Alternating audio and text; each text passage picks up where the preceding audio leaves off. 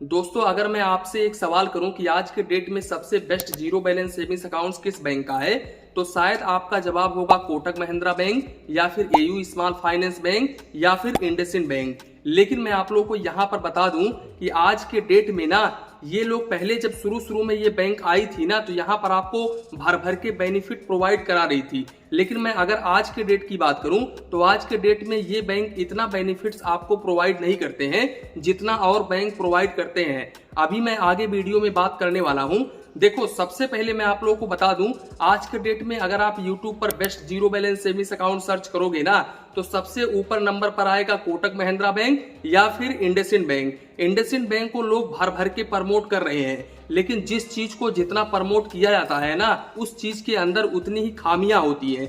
देखो भाई, यहाँ पर इंडसइंड बैंक का वीडियो आप कोई भी उठा करके देख लो, कमेंट सेक्शन में भरा पड़ा है कि मेरा अकाउंट फ्रीज हो गया है, अकाउंट ओपन करते समय जो मैंने फंडिंग की थी, जो मैंने डिपॉजिट किया था, वो भी पैसा मेरा फंस गया है, अभी तक पैसा नहीं आया है। यानी कि काफी सारे लोगों का नेगेटिव कमेंट भरा पड़ा है। अब यहाँ पर क्यों लोग इंडसइंड बैंक को ज्यादा प्रमोट करते हैं पता है? क्योंकि भाई इंडसइंड बैंक एक अकाउंट ओपन करने को लेकर के 1000 रुपए से लेकर के 1200 रुपए तक का ऑफर करता है। मान लो मैं अपने वीडियोस में आपको ये बता रहा हूं कि डिस्क्रिप्शन बॉक्स में लिंक दिया गया है, उस लिंक पर आप क्लिक करके इंडसइंड बैंक में वीडियो केवाईसी के माध्यम से अपना अकाउंट ओपन कर लो।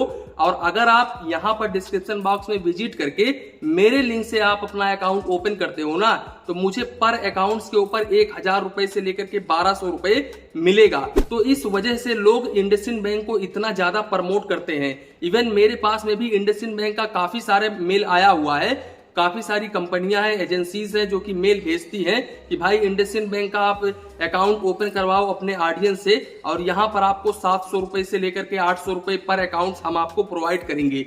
लेकिन मैं आपको बता दूं, मैं कोई भी बैंक का प्रमोशन बिल्कुल भी नहीं करता हूं। हालांकि कुछ बैंक है जैसे कि एयरटेल पेमेंट बैंक है, अभी मैं हाल ही में डिस्क्रिप्शन बॉक्स में लिंक डाला हूं। भाई मैं यहां पर आपको ये कहता हूं कि अगर आपको सही लगता है तो ही आप यहां पर डिस्क्रिप्शन बॉक्स में लिंक पर क्लिक करके अकाउंट ओपन करो, वरना आप अकाउंट बिल्कुल भी ओपन ना करो। और मैं आपको हमेशा ये बोलता हूं कि भाई यहां पर जिस बैंक का ब्रांच आपके नियर में नहीं है, उस बैंक में आप अकाउंट बिल्कुल भी नहीं ओपन करवाओ। अब हम चलते हैं जीरो बैलेंस सेविंग्स अकाउंट्स के ऊपर। तो देखो, जैसा कि आप लोगों को पता है कि आज के डेट में best zero balance savings accounts Kotak Mahindra bank, AU small finance bank, IndusInd bank, इसके अलावा यहाँ पर एफआई मनी भी काफी शानदार है। इसके अलावा यहाँ पर स्टेट बैंक ऑफ इंडिया का जीरो बैलेंस सेविंग्स अकाउंट है, यानी कि निष्ठा प्लस सेविंग्स अकाउंट्स। अब इन पांचों बैंकों में भाई सबसे अच्छा आपके लिए कौन सा रहेगा? देखो, एयू स्मॉल फाइनेंस बैंक मुझे काफी शानदार लगता है, क्योंकि भाई यहाँ पर एयू स्मॉल फाइनेंस बैंक पहले आपको 7% तक का इंटरेस्ट रेट प्रोवाइड करता था, लेकिन अब आपको 3% तक का इंटरेस्ट रेट प्रोवाइड करता है। तो यहाँ पर मुझे एयू स्मॉल फाइनेंस बैंक भी इतना शानदार नहीं लगता है। वैसे अगर मैं इंटरेस्ट रेट की बात करूं तो कोटक बैंक भी काफी ज्यादा इंटरेस्ट रेट नहीं प्रोवाइड करता है। यहाँ पर भी आपको 2.75% देखने को मिल जाएगा, इंडसइंड बैंक में 3% देखने को मिल जाएगा, एफआई मनी में 2.75% देखने को मिल जाएगा, और स्टेट बैंक ऑफ इंडिया में 2.70% देखने को मिल जाएगा आज के डेट की अगर मैं बात करूं तो। बाकी मिनिमम बैलेंस तो सारे अकाउंट्स के ऊपर नील है। फंडिंग की बात करें तो एयू स्मॉल फाइनेंस बैंक में आप जीरो से अपना अकाउंट ओपन कर सकते हैं। कोटक बैंक में अकाउंट ओपन करने के लिए आपको 1000 रुपए की डिपॉजिट करनी होगी। इंडसइंड बैंक में 10,000 रुपए की, एफआई मनी में भी आप जीरो से अकाउंट ओपन कर सकते हैं। वहीं पर स्टेट बैंक ऑफ इंडिया में भी आप जीरो से अकाउंट ओपन कर सकते हैं। ये थे टॉप बैंक। इसके अलावा अगर हम फिजिकल डेबिट कार्ड की बात करें तो देखो, एयू स्मॉल फाइनेंस बैंक में आपको काफी कम चार्जेस देना पड़ता है। यहाँ पर आपको एनुअल मेंटेनेंस चार्जेस 200 रुपए प्लस जीएसटी, रिप्लेसमेंट फीस 200 रुपए प्लस जीएसटी। वहीं पर भाई कोटक 811 में 399 रुपए प्लस जीएसटी है। इसके अलावा एनुअल मेंटेनेंस चार्जेस 299 रुपए प्लस जीएसटी है। इंडसइंड बैंक में 499 रुपए है, तो इंडसइंड बैंक को मैं छोड़ ही देता हूं। भाई देखो, इंडसइंड बैंक की जगह पर आप स्लाइस स्मॉल फाइनेंस बैंक का अकाउंट ओपन कर सकते हो। अब वैसे तो इन बैंकों के बारे में तो आपको पता ही है, मैंने अलग से वीडियो बनाई हुई है। सवाल ये आता है कि आज के डेट में आपको किस बैंक में अपना एक zero balance savings account open करवाना चाहिए। तो देखो, यहाँ पर मैं आपको रिकमेंड करूंगा स्लाइस स्मॉल फाइनेंस बैंक, जो कि powered by north east small finance bank का अकाउंट है। यहाँ पर भाई आरबीआई का जितना रेपो रेट होता है ना, उसका 100% आपको इंटरेस्ट रेट देखने को मिलता है, और इंटरेस्ट रेट आपके अकाउंट में per day to per day credit होता है। तो यहाँ पर ये अकाउंट काफी शानदार है। अब यहाँ पर कुछ लोग ये कमेंट करेंगे कि सर ये इतना बड़ा बैंक नहीं है, क्या हम इस बैंक के ऊपर बिलीव कर सकते हैं? तो देखो भाई, यहाँ पर ये जितने भी बैंक है टॉप क्लास के बैंक है, एसबीआई को छोड़ करके इन बैंकों के ऊपर भाई अगर ये बैंक डूब भी जाते हैं ना, तो यहाँ पर आपको 5 लाख रुपए तक ही अमाउंट मिलने वाला है। तो भाई स्लाइस स्मॉल फाइनेंस बैंक भी डीआईसीजीसी से इंश्योर है। यहाँ पर भी अगर ये बैंक डूबता है तो यहाँ पर आपको 5 लाख रुपए तक का अमाउंट बिल्कुल आसानी तरीके से मिल जाएगा। लेकिन मैं आप लोगों को बता दूं, अभी तक कोई भी स्मॉल फाइनेंस बैंक डूबा नहीं है, तो यहाँ पर मैं आपको ये नहीं कह सकता कि ये बैंक डूब जाएगा। भाई ये काफी शानदार बैंक है। दूसरी बात यहाँ पर मैं आप लोगों को बता दूं, लोग जो zero balance savings account open करते हैं ना, तो जीरो बैलेंस सेविंग्स अकाउंट्स में ज्यादा बैलेंस नहीं रखते हैं, जैसे कि 10 लाख 12 लाख बिल्कुल भी नहीं रखते हैं। ज्यादातर लोग टेम्पररी बेसिस पर यूज करने के लिए zero balance savings accounts open करते हैं और यहाँ पर 2 से 3 लाख रुपए ही अपने अकाउंट में रखते हैं। तो आपके लिए यहाँ पर स्लाइस स्मॉल फाइनेंस बैंक का अकाउंट काफी शानदार है। और मैं यहाँ पर इस अकाउंट्स को क्यों रिकमेंड कर रहा हूँ ना, क्योंकि पता है यहाँ पर अगर आप north east small finance bank में कैश डिपॉजिट करने के लिए जाओगे, कैश विड्रॉवल करने के लिए जाओगे, तो यहाँ पर भाई आप जितना मर्जी चाहे उतना करो, कोई भी चार्जेस नहीं देना पड़ेगा। इवन अगर मैं दूसरे बैंकों की बात करूं, जैसे कि कोटक महिंद्रा बैंक की, एयू स्मॉल फाइनेंस बैंक की, तो इन बैंकों में भाई आपको ज्यादा से ज्यादा 1 लाख रुपए, कोटक महिंद्रा बैंक में तो आप एक महीने में 1 लाख रुपए तक ही ट्रांजेक्शन कर सकते हैं ब्रांच के जरिए। एयू स्मॉल फाइनेंस बैंक में 2 लाख रुपए, यानी कि ये सभी जो बैंक है ना, उनमें आपको 2 लाख रुपए से ज्यादा का लिमिट देखने को नहीं मिलेगा।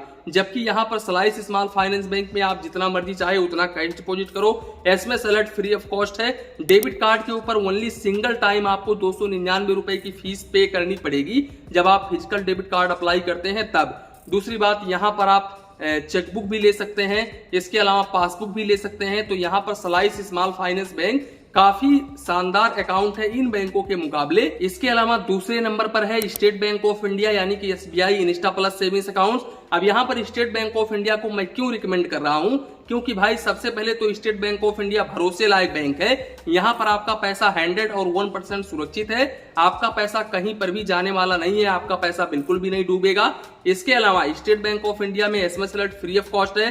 बाकी ये जीरो बैलेंस सेविंग्स अकाउंट तो है ही है। वैसे मैं आपको बता दूं, स्टेट बैंक ऑफ इंडिया में आप कोई भी सेविंग्स अकाउंट ओपन करते हो तो वहां पर आपको कोई भी मिनिमम बैलेंस मेंटेन करके नहीं चलना पड़ता है। दूसरी बात, एसएमएस अलर्ट बिल्कुल फ्री ऑफ कॉस्ट है। इसके अलावा भाई कैश ट्रांजेक्शंस आप मंथली 3 ट्रांजेक्शंस कर सकते हो, यानी कि 3 बार कैश डिपॉजिट कर सकते हो। इसके ऊपर करते हो तो यहाँ पर ज्यादा आपको चार्जेस भी नहीं देना पड़ता है, 50 रुपए प्लस जीएसटी। वहीं पर अगर मैं कोटक की बात करूं तो देखो, कोटक बैंक में आप मंथली 1 लाख रुपए तक ही यहाँ पर ट्रांजेक्शन कर सकते हो। और यहाँ पर अगर आप इस लिमिट को क्रॉस करते हो तो यहाँ पर आपको 5 रुपए पर 1000 के हिसाब से चार्जेस देना पड़ता है। और मिनिमम भाई साहब 150 रुपए plus GST per transaction charges देना पड़ता है। तो देखो, दूसरे नंबर पर मैंने स्टेट बैंक ऑफ इंडिया को रखा है और पहले नंबर पर है स्लाइस स्मॉल फाइनेंस बैंक। अब अगर मैं तीसरे नंबर की बात करूं तो देखो, तीसरे नंबर पर मैंने जिस बैंक को रखा है वो है भाई AU small finance bank. AU small finance bank भी काफी शानदार बैंक है। उसके बाद में है यहाँ पर कोटक महिंद्रा बैंक। अब यहाँ पर भाई अगर आप ऑनलाइन ट्रांजेक्शन करते हो ना, तो यहाँ पर आपके लिए कोटक महिंद्रा बैंक या फिर एयू स्मॉल फाइनेंस बैंक या फिर यहाँ पर एफआई मनी का अकाउंट काफी शानदार है। और अगर आप ऑफलाइन ट्रांजेक्शंस करना चाहते हो, जैसे कि ब्रांच में जाकर के, तो आपके लिए स्लाइस स्मॉल फाइनेंस बैंक सही रहेगा और स्टेट बैंक ऑफ इंडिया सही रहेगा। यहाँ पर भाई आप सबसे पहले ये देख लो कि अगर मैं अकाउंट ओपन कर रहा हूँ तो क्या मेरे पास में यहाँ पर इन बैंकों का ब्रांच है या फिर नहीं है। बाकी यहाँ पर इंडसइंड बैंक को मैं बिल्कुल भी रिकमेंड नहीं करता हूँ, क्योंकि भाई मैंने काफी सारे ऑडियंस का कमेंट पढ़ा है और लोग बोलते हैं कि भाई यहाँ पर कोई भी हेल्प नहीं करते हैं इंडसइंड बैंक वाले। तो यहाँ पर इस बैंक को मैं बिल्कुल भी रिकमेंड नहीं करता हूँ। बाकी आपकी मर्जी, आप जिस बैंक में चाहें उस बैंक में अपना सेविंग्स अकाउंट ओपन कर सकते हैं। वैसे सभी बैंक काफी अच्छे होते हैं। अगर आप कोई गलती नहीं करते हो ना, अगर इंडसइंड बैंक में भी अपना अकाउंट ओपन करते हो और कोई गलती नहीं करते हो, तो यहाँ पर आपका अकाउंट फ्रीज नहीं होता है। यहाँ पर अगर छोटा सा भी छोटा अगर आप गलती कर देते हो अकाउंट ओपन करते समय ना, तो आपका अकाउंट बिल्कुल फ्रीज हो जाएगा। तो कुल मिलाकर के यही था वीडियो, यहीं पर वीडियो को समाप्त करते हैं। वीडियो पसंद आया हो तो प्लीज वीडियो को एक लाइक करिए और अपने चैनल फाइनेंस बैंकिंग को सब्सक्राइब करिए। मन में कुछ डाउट हो, कंफ्यूजन हो तो प्लीज कमेंट करिए। धन्यवाद, मिलते हैं नेक्स्ट वीडियो में।